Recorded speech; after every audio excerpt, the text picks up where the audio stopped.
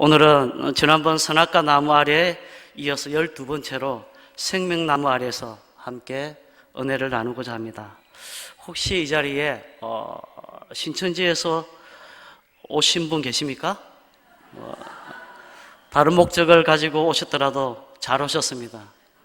오늘 함께 나눌 생명나무는 신천지에서 아주 중요하게 다루는 내용이기 때문입니다.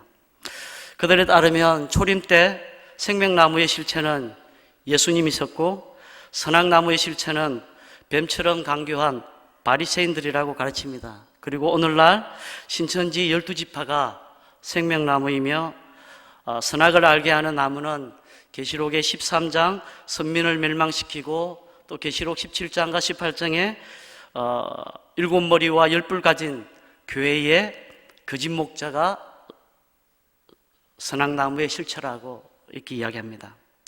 그런 이유로 교회의 거짓 목자에 의해서 미혹된 성도들을 신천지가 추수해야 하기에 지역교회로 추수꾼을 보내는 것에 정당성을 부여하고 있습니다. 추수꾼 교육을 받은 사람들은 신천지 이전에는 예수님의 계시의 말씀을 듣고 믿음으로 구원을 받았다면 오늘날 신천지 시대에는 대언의 사자가 전해준 말씀을 듣고 생명나무와 선악과 나무를 알아야 구원을 받을 수 있다는 겁니다. 이를 뒷받침해주는 교리가 창세기 3장 22절에 보면 그의 손을 들어 생명나무 열매도 따먹고 영생할까 하노라. 생명나무의 열매를 먹으면 영생이 있고 반면에 창세기 2장 17절에 내가 선악을 알게 하는 나무의 열매를 먹는 날에는 반드시 죽으리라. 이처럼 선악과를 먹는 날에는 반드시 죽기에 두 나무의 실체를 알아야 한다는 거죠. 특히 이 두 나무의 비밀의 실체를 알기 위해서는 잠언 3장 18절 말씀과 이사야 5장 7절 말씀을 우리가 주목해야 된다고 이렇게 이야기합니다. 먼저 잠언 3장 18절은 지혜는 그 얻은 자에게 생명나무라. 지혜를 가진 자는 복이 있도다 이렇게 말씀하는데 그들에 의하면 생명나무는 지혜를 가진 사람이며 이사야 5장 7절에 보면 무릇 만군의 여호와의 포도는 이스라엘 족속이요 그가 기뻐하시는 나무는 포도나무는 유다 사람이라. 여기서 포도나무는 유다 사람을 상징하고 있기에 두 사람을 통하여서 두 말씀을 통해서 일반하에 오류를 범하게 되는데 바로 성경에 나오는 나무를 식물이 아닌 사람으로 해석하며 적용하고 있다는 거죠. 그럴싸하죠? 혹시 오늘 이 자리에 계신 분 중에서 성경을 이런 공식으로 풀어가는 성경 공부를 했다면 10중 8구 신천지식 공부를 하게 된 거죠. 나아가 마태복음 13장에 씨 뿌리는 비유가 나오는데 이 비유를 통해서 마음밭에 두 종류의 씨가 뿌려지고 나무로 장성하여 새가 와서 깃들인다고 합니다. 마치 에덴 동산 중앙에 생명나무와 선악을 알게 하는 나무처럼 두 가지 씨 중에 생명의 씨 하나님의 진리의 말씀을 내 마음밭에 받으면 생명나무가 되고 사망의 씨 곧 진리가 아닌 말씀 마귀가 뿌려준 그 씨앗의 말을 받으면 선악나무가 된다는 것이 신천지 핵심 교리입니다. 우리는 어릴 때부터 들어왔던 것이 이 씨보다는 밭에 우리는 관심을 뒀잖아요. 관점이 씨 뿌리는 비유의 관점은 씨보다는 네 종류의 밭에 주목을 했습니다. 길가밭, 돌밭, 가시밭, 좋은 밭. 이 말씀은 우리가 변치 않는 하나님의 진리의 말씀이지만은 그것을 굳이 구분하지 않았지만은 그것을 구분하고 이 밭은 없앤 거죠. 그래서 어떤 말씀이 주어지느냐가 중요하다. 그것을 끌고 가서 결국에는 신천지에서 전하는 말씀이 진리의 말씀이고 좋은 말씀이고 옥토밭에 떨어질 수 있는 말씀이라는 거죠. 여러분 어느 밭에 씨가 떨어지느냐에 따라서 우리는 100배, 60배, 30배 열매를 맺기도 하고 새가 날아와서 씨를 먹거나 햇볕에 타서 마르기도 하고 가시떨기 기운에 맡겨서 자라지 못하게 됨을 우리가 거기에다가 포커스를 두고 이제까지 말씀을 생각했죠. 달리 말하면 우린 씨의 차별이 아닌 밭의 차별화에 관점을 두었다면 이들은 신천지는 C의 관점을 두고 있습니다. 왜냐하면 두 종류의 나무를 해석하기 위해서입니다. 하나님의 씨로 난 생명나무와 마귀의 씨로 난 선악을 알게 하는 나무로 각각 하나님의 목자와 마귀의 목자로 구분하기 위해서입니다. 결국 목자를 구분하지 못하면 구원은 없고 사망길로 가는데, 바로 생명나무인 하나님의 목자 이만희와 그 신천지 12지파에 소속되지 못하면 구원이 없다는 것을 주장하기 위함입니다. 반면에 그들 입장에서 저를 비롯해서 우리 기존에 있는 교회들, 교회의 목사들은 그들에 의하면 싹 다 거짓 목자이죠. 싹군 목자입니다. 사실 저도 좀 찔리는 데가 있어요. 에스겔 34장에 보면 참목자와 거짓 목자에 대해서 이야기할 때 양들을 위해서 목숨을 내놓을 수 있느냐? 싹군인 것 같아요. 모르겠습니다. 상황이 되면 뭘까? 그 말씀에 의하면 저도 선한 목자는 아닌 것 같다는 생각이 됩니다. 사실 생명나무에 해당하는 그 원문이 에츠하합이라는 단어 있는데, 먼저는 하나님에 대한 순종을 전제로 인간 생명을 영속시키며 늘 강건한 힘을 공급해주는 가일나무를 나타내고 있습니다.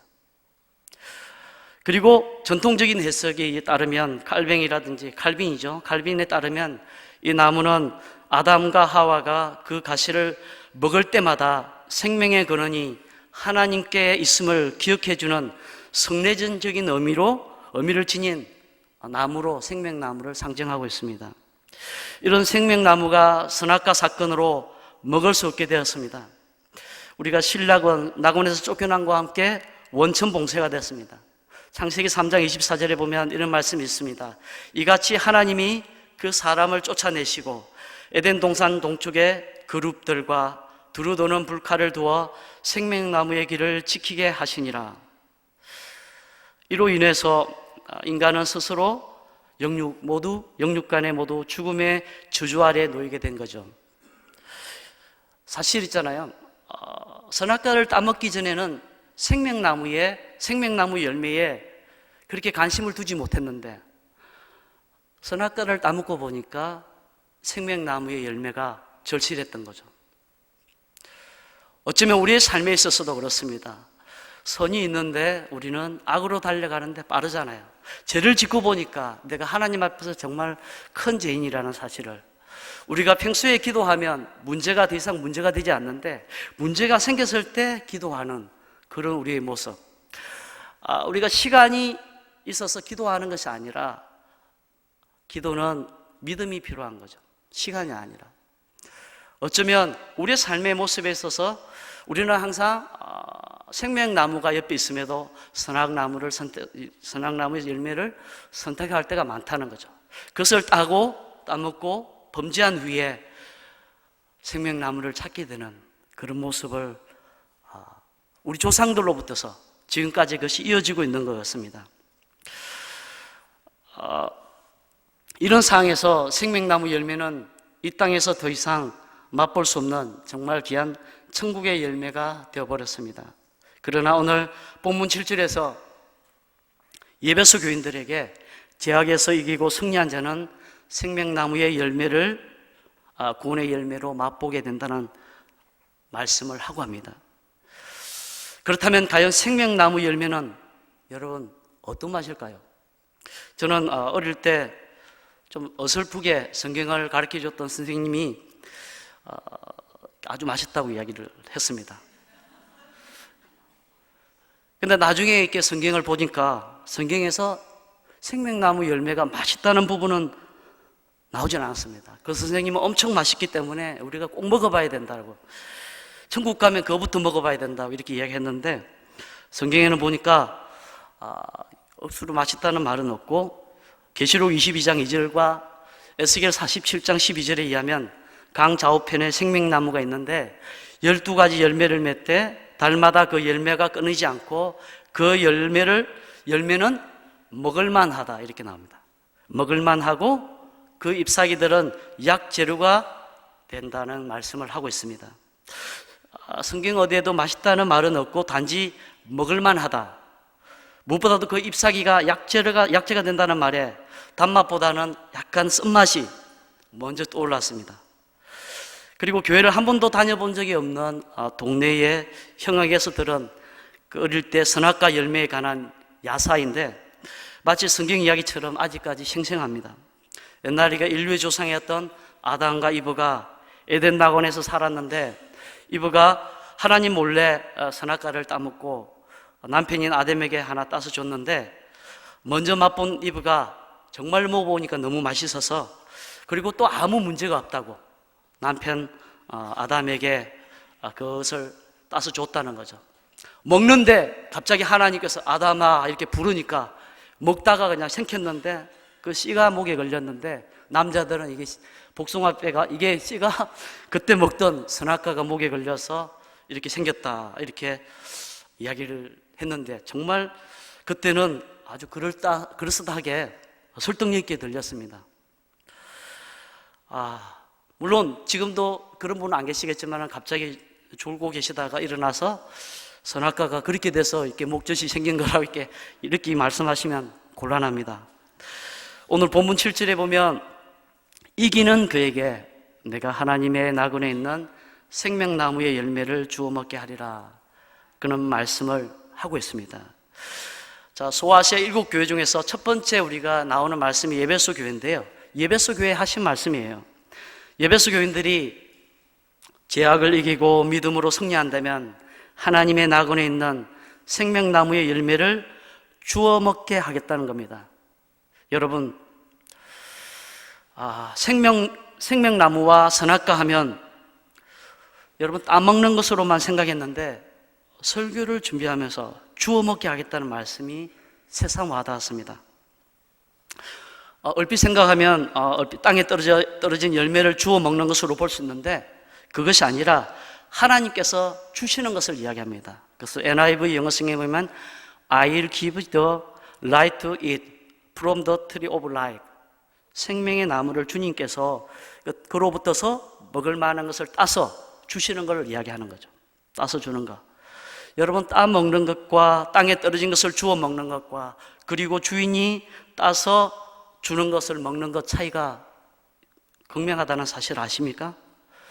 어릴 때 썰이를 해본 경험 있는 사람은 따 먹는 것과 땅에 떨어진 것을 주워 먹는 것과 또 주인이 따서 주는 것과의 그 차이는 몸이 먼저 반응을 합니다. 몸이 반응을 해요. 혹시 썰이라는 말 자체를 모르는 분들도 있을지 모르겠습니다. 그런 분들은 예배 후에 여러분 스마트폰에 검색에다가 네이버 지식인에게 썰이가 무엇입니까? 이렇게 딱 검색하면 두 가지 답이 나옵니다. 첫 번째는 창문에 뽀얀 안개처럼 끼는 것, 썰이 이야기합니다. 그 다음에 두 번째가 수박이나 참외, 다른 과일 등을 주인 허락 없이 따서 먹는 것, 이렇게 나옵니다. 제가 말씀드린 건 두 번째죠. 친절하게 이렇게 댓글을 올려놓습니다. 누가 보는 사람이 없어도 여러분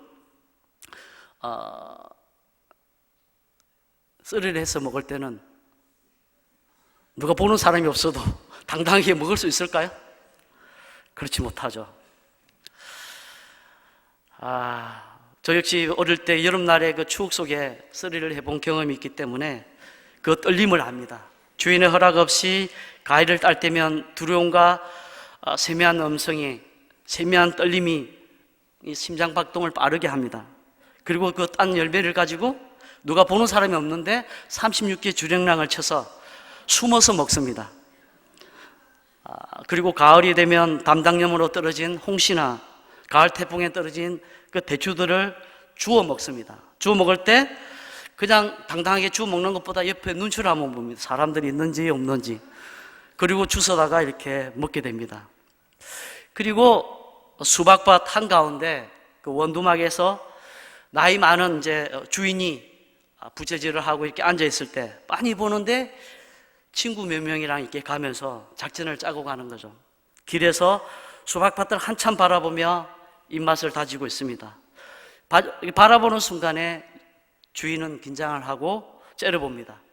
언제든지 도망칠 준비를 하고 수박 하나를 눈으로 고릅니다.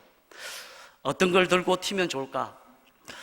그렇게 이제 한참 고민할 때, 어느 정도 결정이 났을 때, 그때쯤 되면 주인이 손으로 이렇게 오라고 합니다. 이때 멈칫멈칫 하다가 두려움을 극복하고 원두막으로 다가가면 잔소리를 좀 듣습니다. 그리고 수박 하나를 얻어먹습니다. 사실 수박 하나 아끼려고 작정하고 온 아이들을 당해낼 수가 없거든요. 자칫 아이들이 수박밭을 도망가다가 줄기라도 건드리면 줄기에 붙어있는 수박들을 다 망가집니다. 다 죽습니다. 차라리 상품성이 떨어지는 수박 하나를 떼서 이렇게 주면서 잔소리 좀 하고 생색을 내는 게 훨씬 더 지혜로운 거죠. 그 어르신은 그렇게 선택하는 거죠. 앉혀놓고 훈계를 좀 하고 이런 짓 하면 안 된다고. 왔으니까 먹으라고 또 줍니다. 그러면 그 수박을 받아들고는 당당하게 들고 마을로 가지고 들어가서 정자 밑에 앉아서 깨워가지고 나눠 먹습니다. 그렇게 어디서 수박이 났느냐? 주인이 줬다고, 따서 준 거라고 이렇게 우리가 당당하게 먹습니다. 오늘 예배소 교인들에게 생명나무 열매를 주님께서 친히 따서 주시겠다는 거죠. 그것을 당당하게 먹게 하시겠다는 겁니다. 사실 예배소 교회는 바울이 2차 전도 여행 시에 잠시 들렸다가 복음을 전하고 브리스길라와 아굴라를 남겨두고 떠나서 3차 전도 여행 때인 AD 50년경에 잠시 들렸다가 한 3년간 사역하면서 세운 교회입니다. 그러므로 이 사도 요한의 계시의 말씀이 주어질 때는 이미 예배소 교회가 세워진 지 대략 40주년이 가까운 그 시기라고 볼 수가 있습니다. 일곱 금초 때는 소아시아의 일곱 교회로 예수님이 일곱 금초 때 사이에 서 계시다는 것은 교회 가운데 계시며 인도하시고 살피신다는 말씀입니다. 마치 원두막에서 주인이 수박쓰리 하는 사람들을 이렇게 아이들을 지켜보는 것처럼 바라보고 계시다는 것을 살피고 있다는 겁니다. 예배소 교회를 살펴본 결과 먼저 칭찬할 것은 형의와 수고와 인내를 아끼지 않았다는 겁니다. 그리고 악한 자를 용납하지 않았습니다. 구체적으로 어떤 악인지는 말씀하고 있지는 않지만 우상 숭배, 음행, 시기와 질투, 갈등과 분열 등을 조장하는 자들을 허용하지 않았다는 겁니다. 무엇보다 신천지와 같은 자칭 하나님의 목자라고 하는 거짓 사도들과 이렇게 맞짱을 떠서 거짓됨을 드러냈습니다. 당시 예배소 교회는 물론 신천지가 없었죠. 니골라당이 있었습니다. 니골라당의 미혹을 받았는데 이들은 한번 하나님을 믿은 뒤에는 무슨 행동을 해도 죄가 되지 않는다고 했던 사람들이 니골라당입니다. 그래서 도덕 폐기론과 무율법주의를 주장했습니다. 육신은 악하고 영만이 선하기 때문에 육신으로는 무엇이든지 할 수 있으며 성도는 은혜로 보호받기 때문에 어떤 상황에서도 해를 받는 일이 없을 것이라고 가르쳤던 자들이 바로 니골라당이었습니다. 굉장한 설득력이 있습니다. 동네 형이 이야기해 줬던, 교회를 한 번도 나가보지 않았던 그 형이 이 목젖에 대해서 이야기해 줬던 거하고 비슷하게 설득력이 있습니다. 다행히 그 니골라당의 행위를 예배소 교회가 잘 방어하는데 성공했지만 처음 사랑을 잃어버렸습니다. 처음 사랑이라는 것은 영적인 예민함과 섞여 있는 신앙을 버렸다는 거죠. 그로 인해서 책망을 받게 됩니다.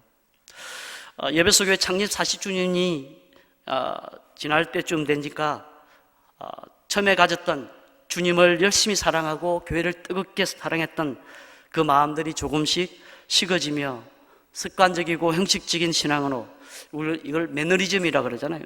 매너리즘에 점점 빠져들었습니다. 예나 지금이나 타성에 젖어 구원의 감격과 기쁨과 그리고 은혜가 식어지면 주님뿐만 아니라 영혼에 대한 뜨거운 사랑도 식어지기 마련입니다.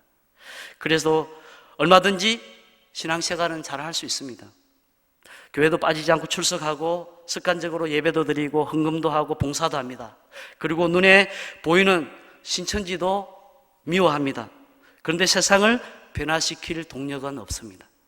나 하나 참으면 편한 줄 알면서도 참지 못하고 분을 냅니다. 선인 줄 알면서도 그것을 행할 능력이 없습니다. 베드로전서 4장 8절 말씀에 무엇보다도 뜨겁게 서로 사랑할지니 사랑은 허다한 죄를 덮느니라.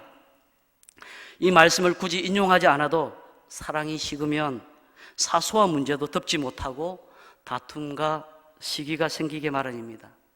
또한 예배 시간이 기다려지는 것이 아니라 예배 견디기가 시작되는 거죠. 자, 이 정도 된다면 자가 진단으로 내 마음에 사랑이 식었구나, 주님의 열정이 식었구나, 주님의 은혜가 식었구나, 이렇게 자가 진단하시면 됩니다.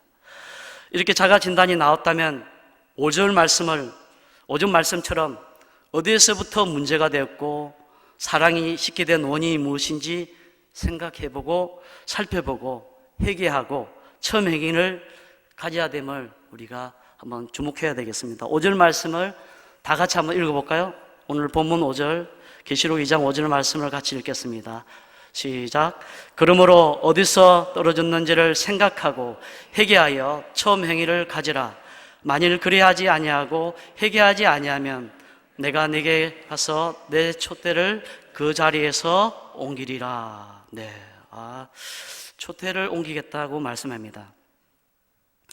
이것을 제가 메시지 성경에서 본문 4절과 5절 말씀을 제가 한번 읽어드리겠습니다. 메시지 성경, 유진 피터슨이 이것을 현대인의 감각에 맞게 옮겨놓은 성경인데요. 메시지 성경 한번 읽어보겠습니다. 그러나 너는 처음 사랑해서 떠나버렸다. 어찌된 일이냐? 대체 무슨 일이냐? 너는 네가 얼마나 떨어져 나갔는지 알고 있느냐? 너는 루시퍼처럼 떨어져 나갔다. 다시 돌아오라. 너의 소중한 처음 사랑을 회복하라. 우물쭈물할 시간이 없다. 이제 내가 그 금초태에서 내 빛을 없애버릴 것이다. 내 빛을 없애버릴 것이다. 촛대를 옮기겠다는 것은, 촛대가 뭡니까? 불을 밝히는 거잖아요. 근데 그 불을 없애버리면 촛대의 필요성이 없어지는 거죠. 무엇보다도 뜨겁게 서로 사랑할지니 사랑은 허다한 죄를 덮는다고 말씀했는데, 베드로도 한때는 처음 사랑이, 주님을 뜨겁게 사랑했던 그 사랑이 식어버리고 처음 사랑이 식어지니까 나는 물고기 잡으러 가노라, 어부의 생활로 돌아가게 됐죠. 물론 그곳까지 찾아오신 주님으로 인해서 다시금 주님의 제자로서의 사명을 가게 되었습니다. 베드로에게 사랑이 식어버리면 삶이 바닥을 치고 어떻게 되는지 끔찍한 경험을 통해서 뜨겁게 하나님을 사랑하고 이웃을 사랑하라고 당부하는 말씀입니다. 여러분, 개역 개정판에서 우리가 말하는 뜨겁게 사랑하라, 이 뜨겁게라는 말씀이 개역 한글에서는 열심이라는 말로 나와 있는데, 이것은 헬라어로 액테네입니다. 액테네는 고무줄이 끓여지지 않을 만큼 최대한으로 늘어뜨린 상태를 액테네라고 합니다. 그리고 경주마 있잖아요. 경주마가 가진 일반 말하고 경주말은 기량부터가 다르거든요. 가지고 있는 DNA가 다릅니다. 그 경주마가 가진 기량을 최대한 끌어올리기 위해서 말을 잘 관리하고 최상의 컨디션을 유지해 준 다음에 막상 경기장에서 달리고 있을 때 그 달리는 말에 채찍을 다해서 말이 가진 최대한의 기량을 뽑아내는 게 이것이 액테네입니다. 우리 믿음의 사람들은 이 주님의 사랑으로, 최대한으로 이 주님의 사랑을 늘어뜨려야 되는 거죠. 그리고 나뿐만 아니라 타인의 허물까지도 덮어야 되는 거죠. 늘어뜨린 것을, 최대한 늘어뜨린 것을 덮는, 그것이 열심히 사랑하라, 뜨겁게 사랑하라는 그런 의미입니다. 에베소 교회가 이런 사랑을 잃어버렸던 거죠. 어디나 마찬가지죠. 교회가 이런 뜨거운 사랑을 잃어버린다면 그 교회는 율법이 난무할 것입니다. 판단이 난무할 것이고 시기와 질투가 난무할 수 있습니다. 그렇다면 이 액테네를 가진 에베소 교회가 왜 처음 뜨거운 사랑을 버렸을까요? 각자 잘 생각해 보라는 겁니다. 그리고 그 원인을 찾아서 회복할 것을 말씀합니다. 영적으로 무뎌지고 예민하지 못하면 하나님의 뜻을 저버리고 부부간에도 예민함이 무너지면 서로 필요에 민감하게 반응하지 못하게 됩니다. 그래서 자연스럽게 부부간의 사랑은 식어지고 그 자리에 사랑 대신에 책임과 의무가 그 자리를 대신하게 되는 겁니다. 우리가 예배를 드릴 때 기쁨과 감사로 구원해 주신 그 은혜의 기쁨과 감사로 반응하며 나오는 예배와 책임과 의무를 다해서 주의를 지키지 않으면 하나님으로부터의 어떤 나에게 오는 불이익과 뭔가 두려움과 심판에 대해서 두려워서 억지로 예배를 드린 거하고는 예배 드리는 자세가 다른 거죠.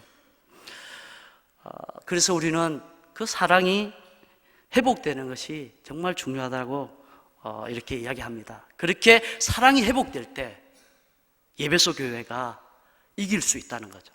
이길 수 있는 것은 주님의 사랑이 아니고서는 이길 수 없습니다. 부부간의 문제에서도 사랑이 다 덮어버리고 이길 수 있는 거지 이론과 원리와 정당성이 이길 수 있는 건 아니다는 거죠. 우리가 볼 때 우리가 신앙생활을 하면서 우리는 정당성을 많이, 억울함을 많이 호소하기도 합니다. 그러나 그것을 떠나서 사랑이 먼저 동반되지 않을 때는 율법이 될 수밖에 없다는 거죠. 판단할 수밖에 없다는 거죠.